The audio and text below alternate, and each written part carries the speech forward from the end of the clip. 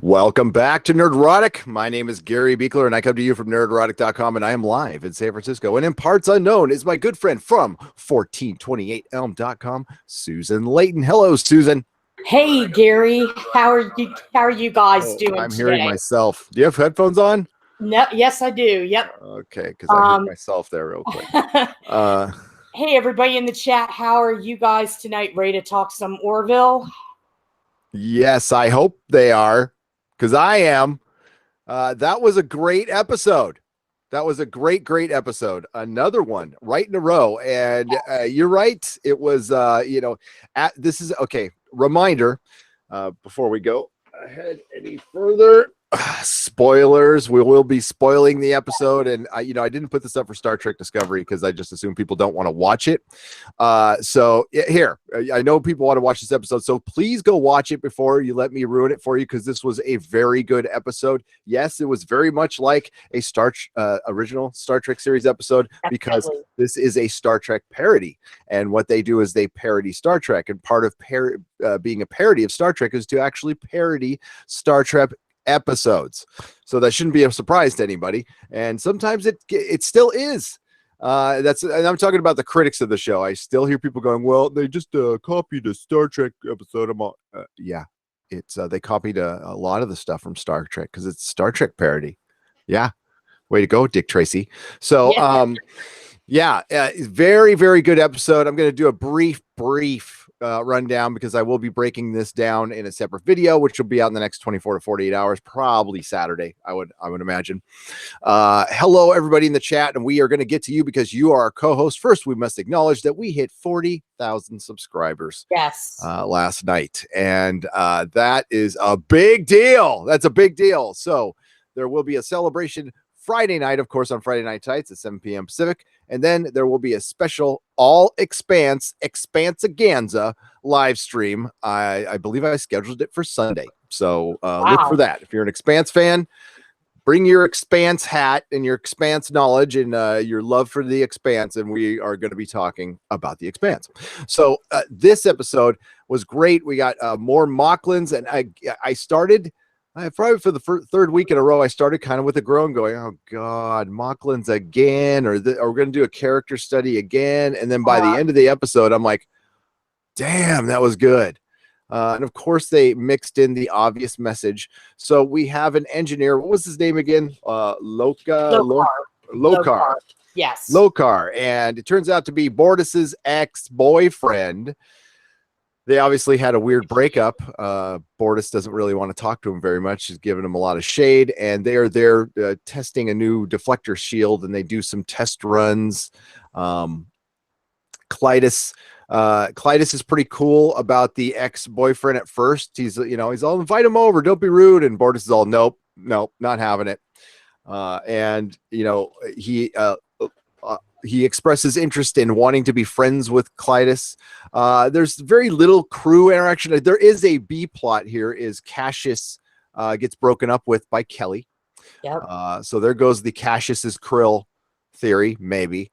And then she confides in Ed the whole episode as he tries to get her back. And let's get to this right now before we get to the main plot, because the B plot, pretty much Cassius at the end of the episode leaves. He ends up leaving, and as Kelly confides in Ed more, you see that they're like meant to be together, and they really should be together. But one of the things Cassius does to try to get Kelly back, he sends her like a cookie bouquet, and then he sends her like an actual alien flower, voiced by what you told me, and I have to agree, was Bruce Willis. Yep. It had to be Bruce Willis. Yes. Joker's 79. You're right there. Was the plant Bruce Willis? I'm going to say yes. I don't know for sure, but it sounded like him. Because Seth teased today on Twitter. He said, everybody pay attention to the big cameo. See if you can spot him. And sure enough, it seems like it was Willis. That's what everybody online is saying. And I looked for corroboration of that. But as of yet, it hasn't been revealed. But if you have a keen ear, I'm pretty sure it's Willis. Yep. So we find out some more about Mocklins, and we actually get a lot on Mocklins, and we got some good background on why they are the way they are. It actually makes sense. So we find out that when Mocklins break up and it's just a boyfriend, it's not like a divorce, so there's nothing stabby. But I love how Gordon's asking. He's all, "Well, what do you do?" And he's all, "What do you do? Like, beat each other up, kill each other?" He's all, "No, they just remove a tooth from each other and then and give it to each other and end the relationship, and then pass the tooth on once you've found a new boyfriend, and then that new boyfriend has to eat the tooth." And Gordon guessed that. He's all, "Yes." Which was pretty funny. The other funny scene was when Isaac mentioned that he couldn't be as open about the relationship with everybody as he had been, because he had previously been walking around the ship asking what are the best sexual positions To please a human female. Yes. Nice. It was pretty funny. I thought it was pretty funny. We also had a scene with cupcakes with little Orvilles on them, which I kind of liked. I thought that was want funny. one now. Yeah, definitely. I was feeling like a cupcake. So we find out this Mocklin, God, what's his name again? Lokar is attracted to Kayla. Kayla is her name. I'm still trying to get the new people's names. Kala. Yeah. Tala. Sorry, Tala. Why didn't I say Kayla? And I remember when I said it's going to take me a while to get used to her. I'm used to her now. She's cool.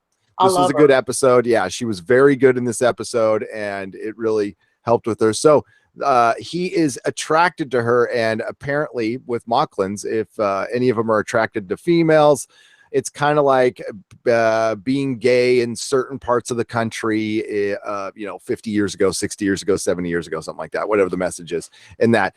And it would be death, basically. Or he gets, that's not death, they get locked up in prison, right? They get, in Mocklins, they get locked up for the rest of their lives. Over, for being a freak of nature.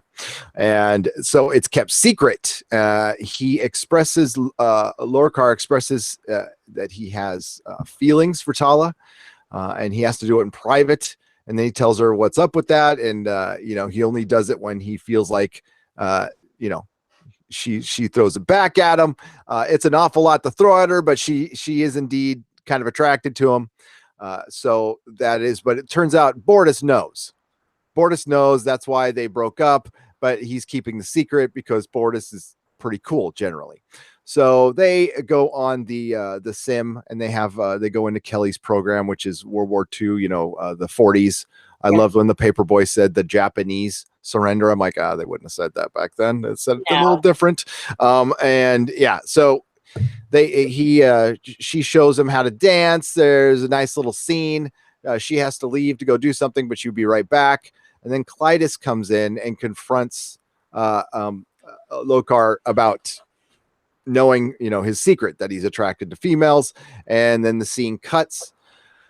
And then later on, we find out that he's missing. Nobody can find him. When Tala comes back into the sim, she asks the ship to locate him. He is gone.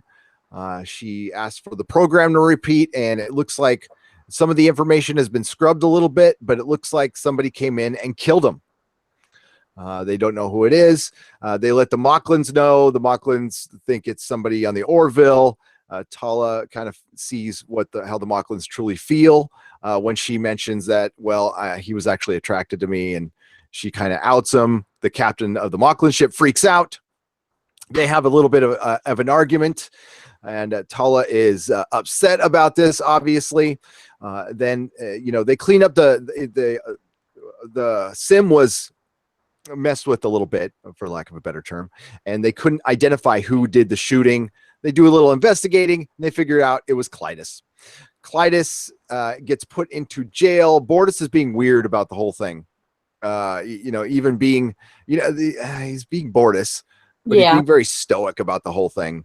Clytus confesses to confronting him, but not killing him. So why would he have done it if he had mentioned he was there? He would just lie about being there. But he said, no, I confronted him about what he was, but I didn't kill him. So, Tala's still upset about this. She talks to Bortus about it. Bortus is being kind of confrontational with her, a little angry. And through her questioning, she mentions that, God, if I had to live on Mocklins, I'd kill myself. Right. And Bortus tells her another thing about Mocklus. For one, we find out about their background. The reason they're such a harsh species is because they lived on a barren planet. So they evolved on this barren planet. So they had to, they grew up harsh to survive. That's how their species survived, is by being pretty harsh. And that's how they developed. And that's actually how cultures can develop. Look at how people survived the Ice Age. Right. And she finds out through that. She's like, I'd kill myself if I lived there. And he's all, well, if you killed yourself on Mocklus, your entire family would be banished. And she kind of put two and two together. She puts a search party out for him. She finds out that Lokar actually had faked his suicide and wanted to, take off with her. And she wanted to do things by the book, unfortunately, and he doesn't want to hide. She even gives him a chance. She finds him in the shuttle. He had been hiding. He cloaked himself, and he had faked the evidence so Clytus would get caught and framed, because he has, because he was kind of a dick to him anyway. So he's like, no loss there. And the reason Tala did this was to keep Clytus out of jail. He was innocent, even though he was being a dick in this situation. And yeah, so he decides to just go back to his planet and face the music, where he will go to prison for the rest of his life. And that's how it ended. That's pretty much how it ended. I mean, there's a lot of details. There were some funny jokes, but I want to get to the chat. And of course, I will do a full-on breakdown when I do my video. So, yeah, let's get to, but it was a very Star Trek ending. It didn't have a happy ending at all. No, it had a message wrapped into the fabric of a story, so it doesn't feel like it's being preachy and slapping you over the head. Star Trek Discovery, Doctor Who, take notes. Take notes from Seth MacFarlane.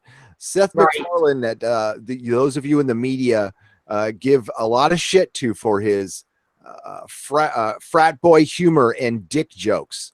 Well, he just wrote a better episode than anybody part of Doctor Who season 11 or Star Trek Discovery could even get close to, especially compared to tonight's episode of Star Trek Discovery, which was just another display of god-awful writing. He wrote, I mean, let's be honest here. He wrote a Roddenberry episode tonight. This was Gene Roddenberry from the very beginning to the very end. Anybody that's ever seen Let This Be Your Battlefield, any of the classic episodes in the original series, this was exactly like those. Down to the messages within the story, which were, like you said, Gary, they were tolerable. I mean, there was a reference to Catholicism tonight. I should know because I'm a lapsed Catholic. When they were talking about the Mocklins and suicide is forbidden, that's the way the Catholics are. It used to be that if you committed suicide, and it still is, you'll never be forgiven for it. So Seth managed to, bring a lot of different aspects of our culture into it, from religion to, social mores. And the beauty of it is we weren't being hit over the head. This wasn't Doctor Who with another message moment. This wasn't STD and their lack of talent in the writer's room. This is the real deal. And it's a shame that Seth isn't getting the respect that he deserves. But I think that people are coming to see that this is the best science fiction program around, obviously next to The Expanse, but this is a different animal than The Expanse. But yeah, this is the real deal. This is the successor to the real Star Trek, not the Prime, not the Kelvin. This is the real deal. Yes, it is it's absolute the real deal. It's not even close. And because of the way they approach a story, the way they let a story breathe, and even in a shortened episode, I don't know, Star Trek Discovery feels like it's under pressure to be this big spectacle all the time. Right. And that's not Star Trek.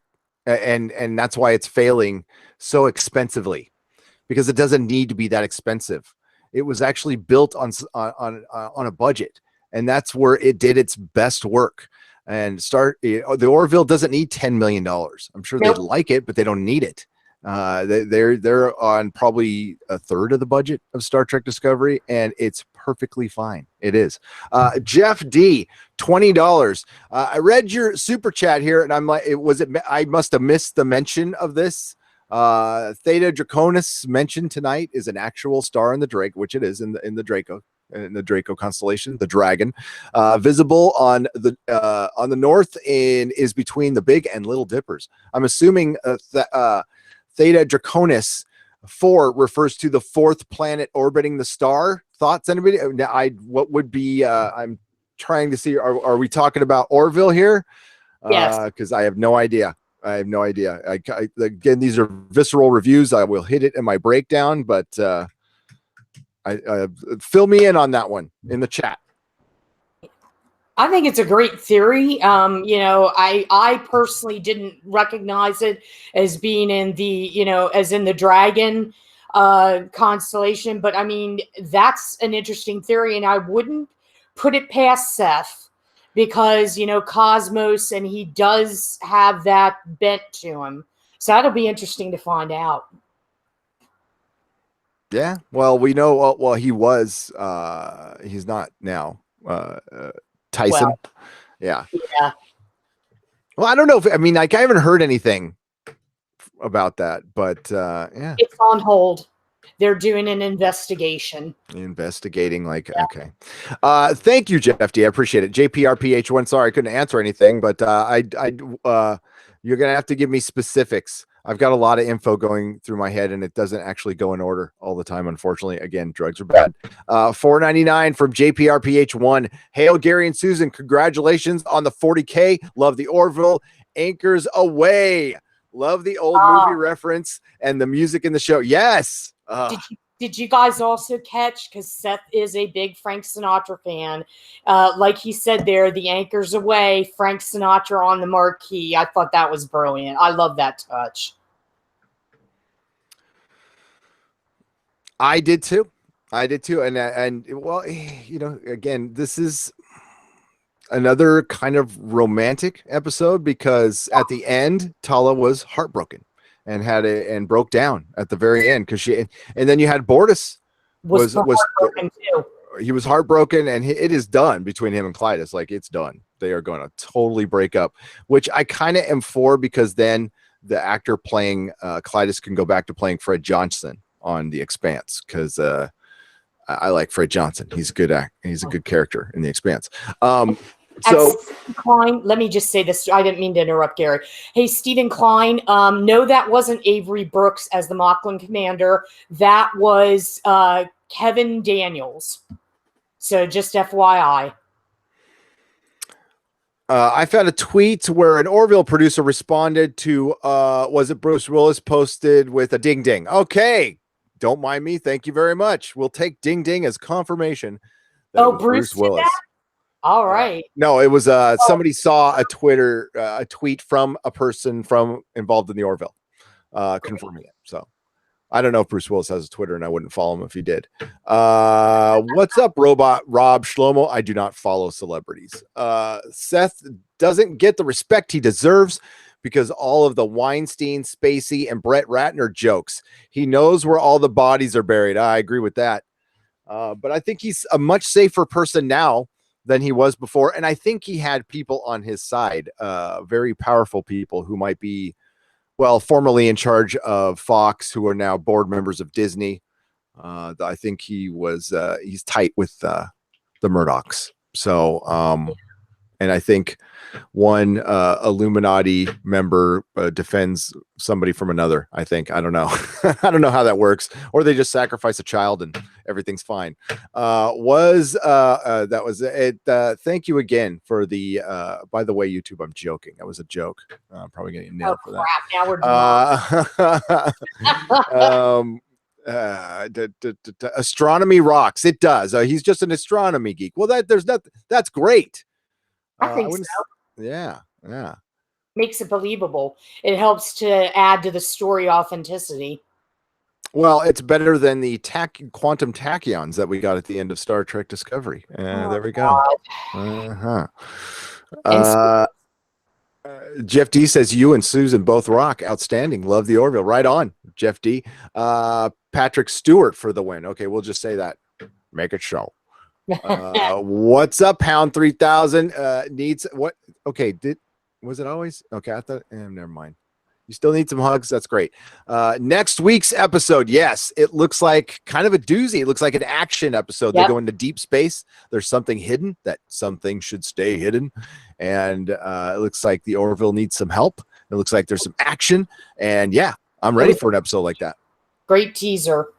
I think it was good the way that Seth did it. I mean, there was some concern at my house where, these episodes are great, but, maybe we need to get back to action because people will start complaining and lose interest. But I think it was nice to segue from the break that we had from that really tender episode with Isaac into this episode and then the action.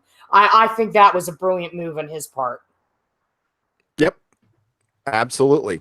All right, let's get to some more chat here. But for Clyden to leave, doesn't that mean Bortus has to kill him? Chris Persia? Yeah. Well, for a divorce, maybe. Well, yeah, it's a divorce. Yes. And that look that Bortus gave Clyden when he walked in. That was hard. Well, I have to admit this. I really like Clyden, the actor that plays Clyden, because I loved him on The Wire, and I know he's on The Expanse. But I have to say, Clyden really irks me, and I know he's supposed to, but it's almost like I'd kind of like him to leave so Bortus can have some peace. Yes, and they also laid a little, what I like to call a plot bomb. It's a plot bomb, so they set something up possibly when Ed was musing to Kelly saying, man, the more I find out about the Mocklins, the more I find out we are completely different than them. And I don't know how we can, and then Kelly said, I don't know how they stay in the Union. And Kelly said, well, we need them. And, Ed says, I don't know how long they'll be able to stay though. And what happens if they leave? Yeah. So wouldn't it be interesting to kind of set up a possible villain in like reverse order, like you were once allies for some reason, for economic reasons or whatever, and then you weren't, like it happens in real life. That would be if the series does continue like for many, many years, that'd be kind of a fun thing to play with, I think. And you make the Mocklins kind of like the Klingons. Well, and think of what the tension would be like on the Orville if that were to happen, because then you'd have Bortus feeling allegiance to his home planet, but allegiance to the Orville crew, exactly like how Worf felt. Except he'd be a traitor for real. Yeah. Instead of Worf just feeling like one, it would be you are one. And that would be fun to play with. I think that would definitely be interesting. Outstanding episode. It worked in large part because these characters have been properly developed, so their actions have context. Clyden is, for example, well developed as a jerk. Joel Tomburo, $10. Well said, my friend. Well said. Well written, and absolutely 100% agree with you. Jody Shitaker is in the house. I wish the Orville writers write for me. Yeah, I wish they did too. By the way, great job on the interview, and I love how she doubled down on the they let her use her own accent because she couldn't use another accent with so many lines. What? Yep. That maybe just keep your thoughts to yourself. If I was her agent, I would be just like, why? I mean, she went into a friendly and still ended up dropping some stuff that, people like me can point out. I'm expecting some kind of arc with a character, or it really explodes. Another episode is needed to split them up properly. Pig's Tail Boy. Yeah. That we need a action episode. There's been a lot of character driven episodes, and they've been very, very good. But yeah, I think I like the fact that they'll like build some stuff up and then have an action-y episode every few episodes. That's very Star Trek, and not the entire episode, but in contrast, Star Trek Discovery, it was all action all the time. And then it's like, okay, here's an emotional moment. This is where you cry, Tumblerinas. Oh God. That's what I said before. The motto for Star Trek Discovery is tears, science, and friendship. Yeah. Yes. I have a T-shirt with that on it. Yes. That's how you solve all problems. Remember that, people in the chat. Star Trek Discovery was never about action as a center, ever. Never, ever. No, the original series was. The original series had a lot of action. The only reason it didn't have more is because they couldn't afford it. So, they were on a budget. But no, the TNG was, no. A lot of guys talking in rooms, in spaceships, but it was very good. It's very good talking. Hey, guys, no torpedoes. We said no torpedoes. Great action scene with fast, well-placed humor. Then, boom, back to action. Well done, I thought. It was Montana Horseman. I was standing. I said no torpedoes. Didn't I say that? Yes, you did. Yeah, I was standing right there. Not a chance Patrick Stewart shows. He is currently working for Bad Reboot. When he gets canned, perhaps he will show. Dan M., you are completely correct. But we don't know if there's going to be a Picard show. We don't know. Wow. I wouldn't be upset if there weren't, but I know that's not a popular opinion, but to who? It's a very popular here. Yeah, you're fine here. Yeah, I mean, because I keep on getting people saying to me, "Oh no, we want to see this," and I'm like, "Well, in another universe, maybe I'd want to see it, but not in where it's currently housed. I definitely don't want to see it." If they fire all the writers and bring in new writers, sure, yeah, I'm all for it. But I don't think it's necessary. I love the last episode of Star Trek Next Generation. I truly do. And the movies are okay, but I mean, I thought it ended fine. I would have loved to have seen another one after Nemesis, like them get an actual good movie for closure, but we're not going to get that. So no. And it turns out they've tried. They've tried many times, according to Patrick Stewart, and he said no. He's the one who's turned him down. So but he goes to this show. But that's a whole other broadcast. I don't know. What's that you have backing up there? It's a truck full of Benjamins? Oh, so where do I sign?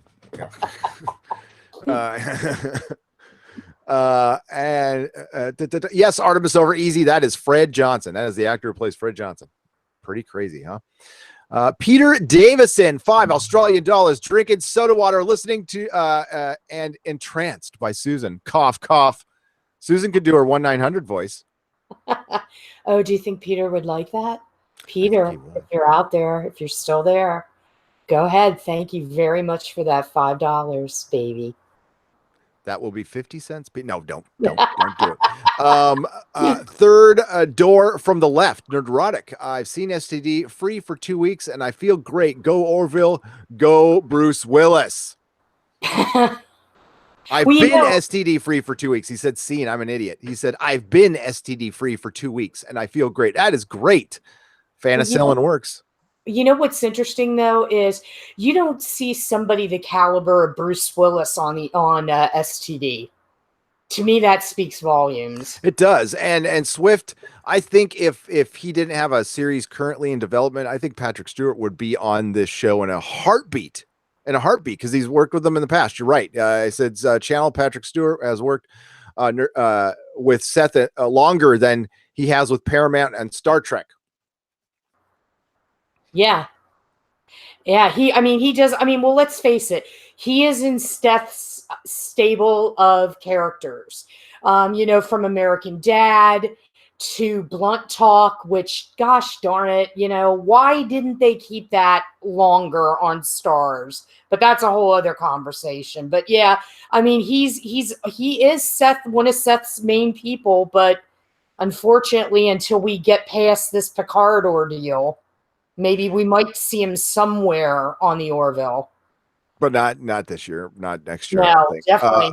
There's probably a non-compete in there too, which is a bummer. How long has he worked with Seth as opposed to working? Because he worked on The Next Generation from 87 to 94, and then the movies until 2002.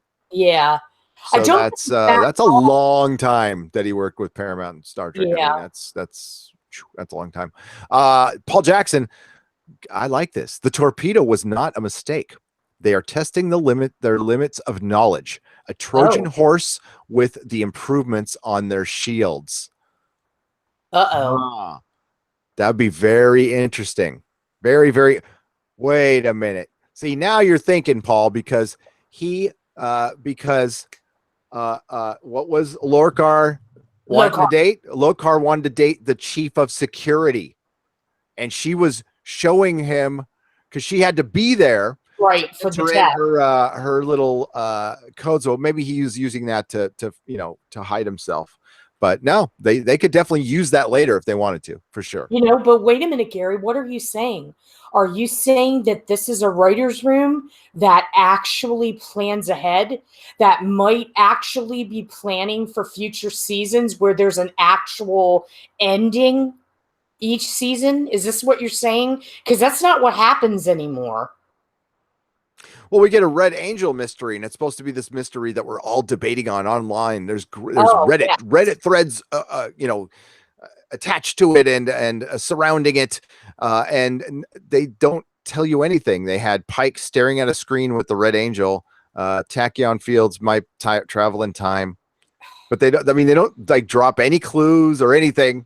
It's just it's so dumb. Like STD, when their writers play a lot of games, and like Tachyon Fringe, they're like, wait a minute, I love the phrase tachyon. Let's use that, and then let's throw quantum with it. Oh my god, genius!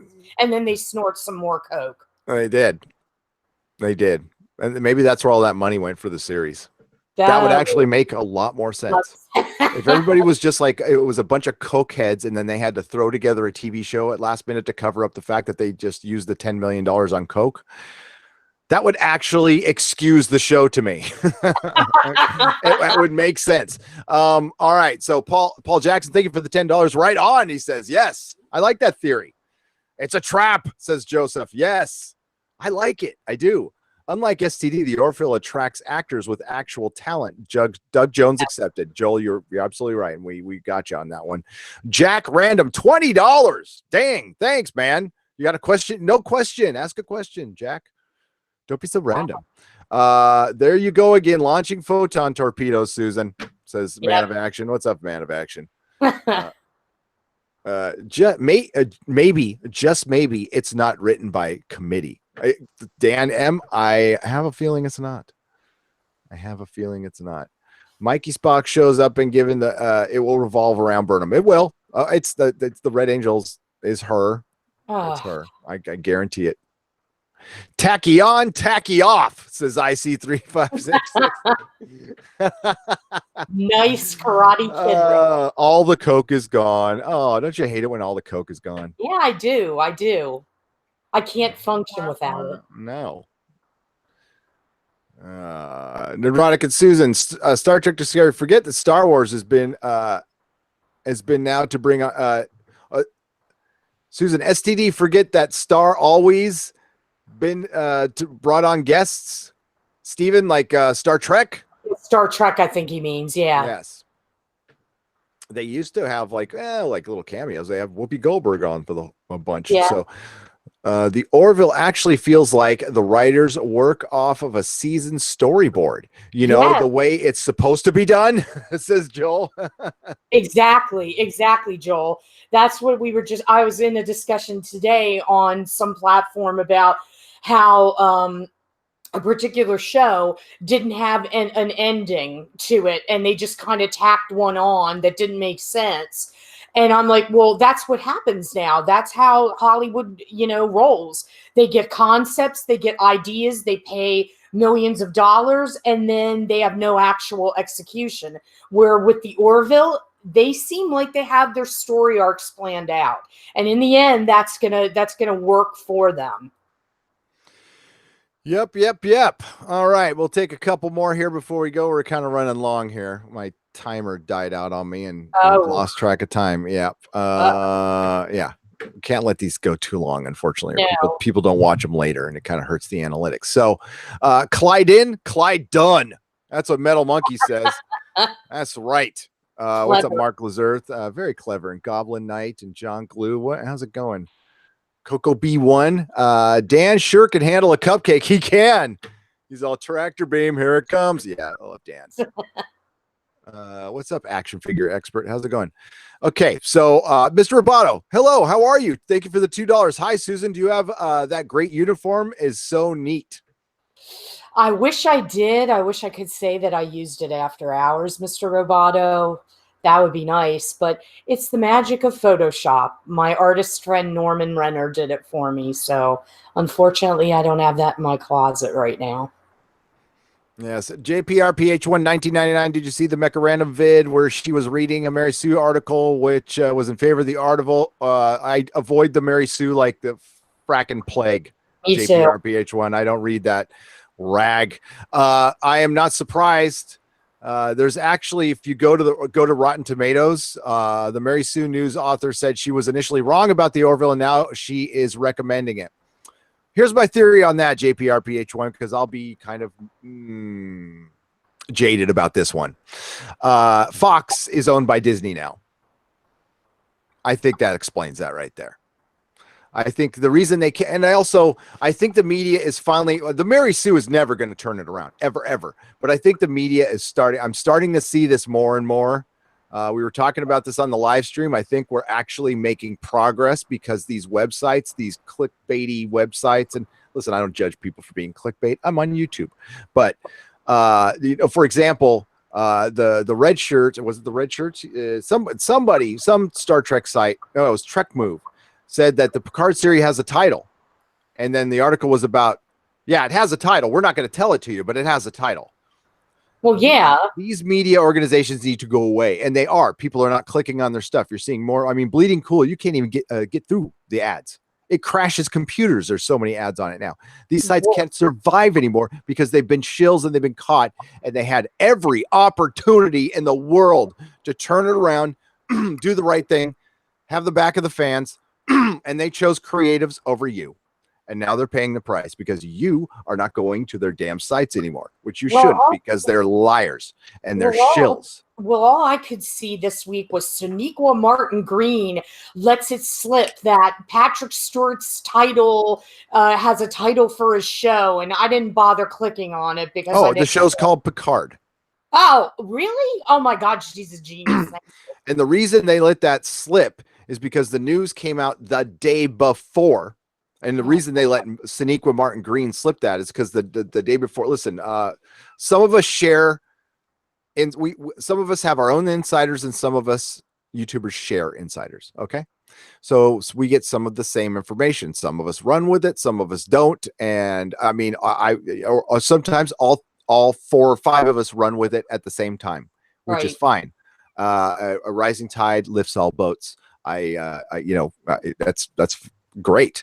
So when Doomcock came out, I got a message, and Doomcock came out with the video saying that there's some shit going down at CBS, and the next day, all of a sudden you see fluffy articles. Yeah, it's planned.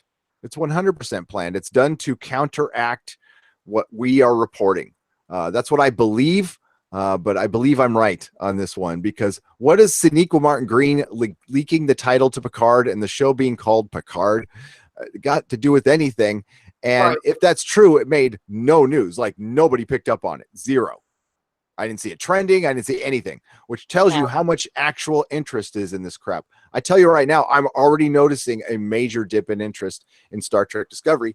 And we're going to find out if the interest in Orville maintained, because they took that very ill-advised week break, which you should never do as a TV show. Not nowadays. This isn't 10 years ago. This isn't 5 years ago. You cannot take breaks anymore. It's very bad for your show. But with Doctor Who Season 11 and Star Trek Discovery Season 1, I noticed in our recaps and other people's recaps and in general interest of the show, after the 4th episode, people dipped. People just walked away. They're like, this sucks. I'm not going to waste my time on this anymore. I'm not even going to get mad at it anymore. I just don't care. And they left.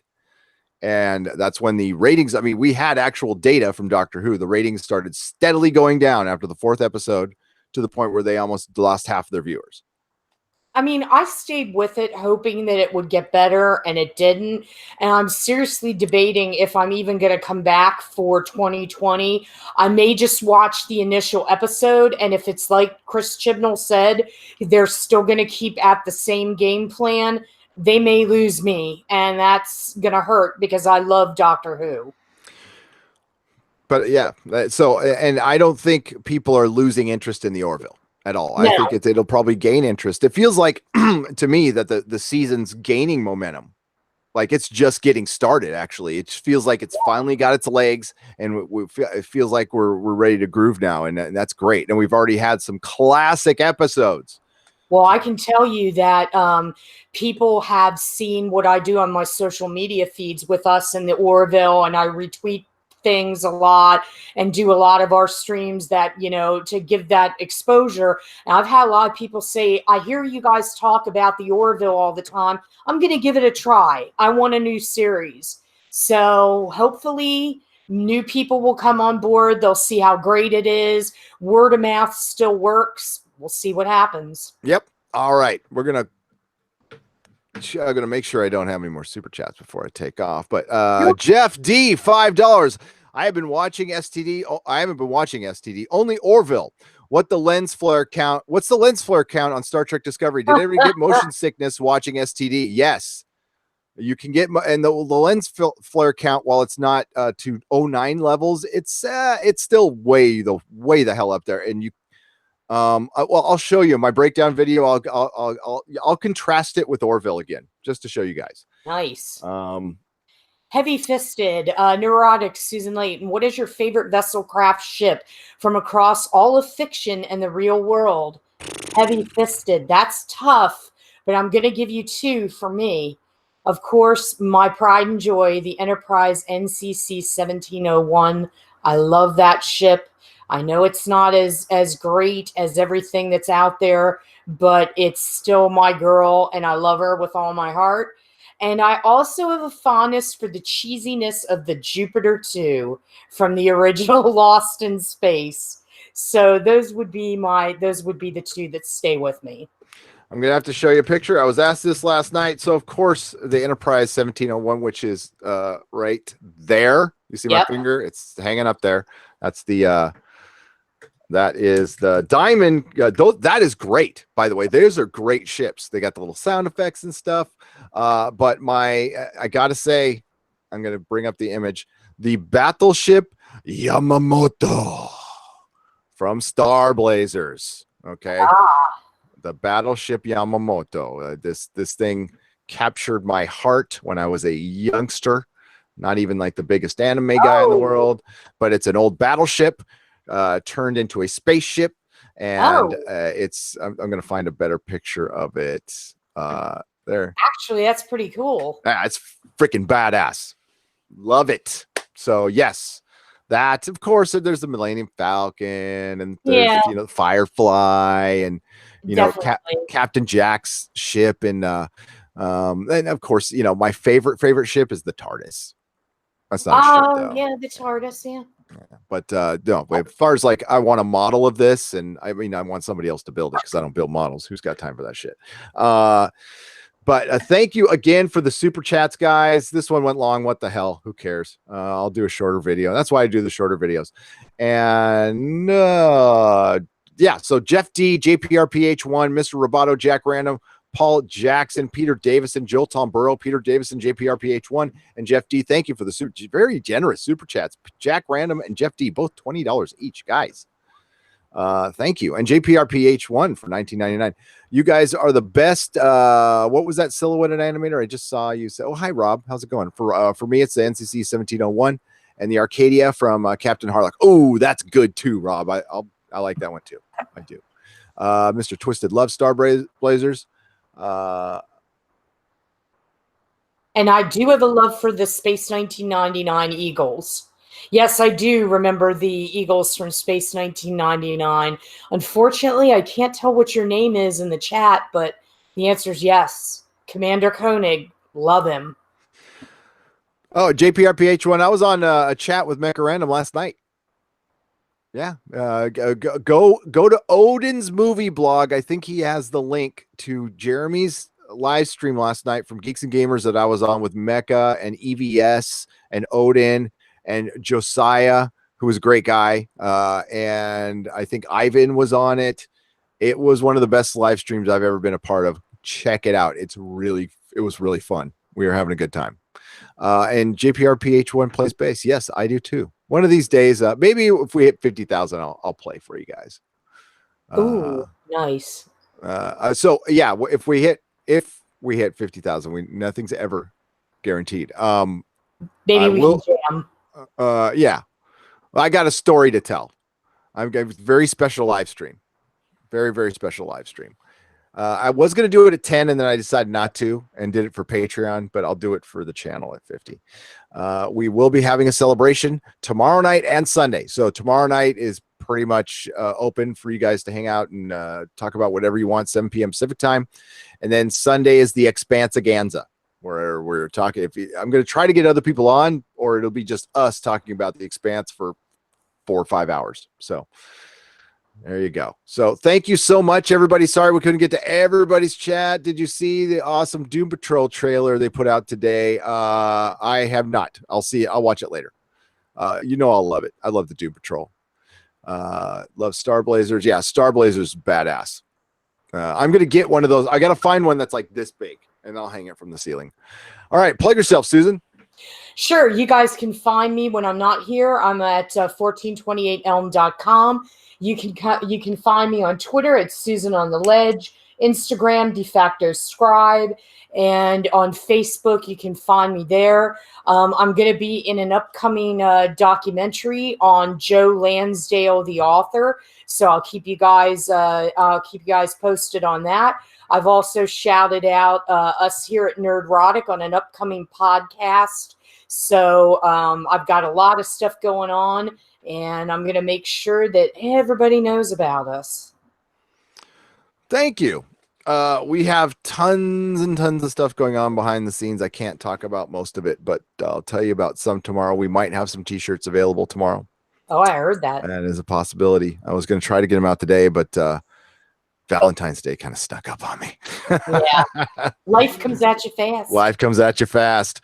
All right. So look for a couple of Doctor Who videos tomorrow. Of course, Friday Night Tights, and of course the Star Trek video, and the Orville video will be out Saturday. All right, everybody. I mean to contribute earlier, just catching up. Thanks for connecting, all of us. Hey, thanks for being here, you guys. I really appreciate it. Thanks for getting us to 40,000. Yeah, thanks. You are the best. I could not have done it without you guys. So cheers. Well done. You are the co-host. See you guys next time. May the small folks sing songs of your greatness.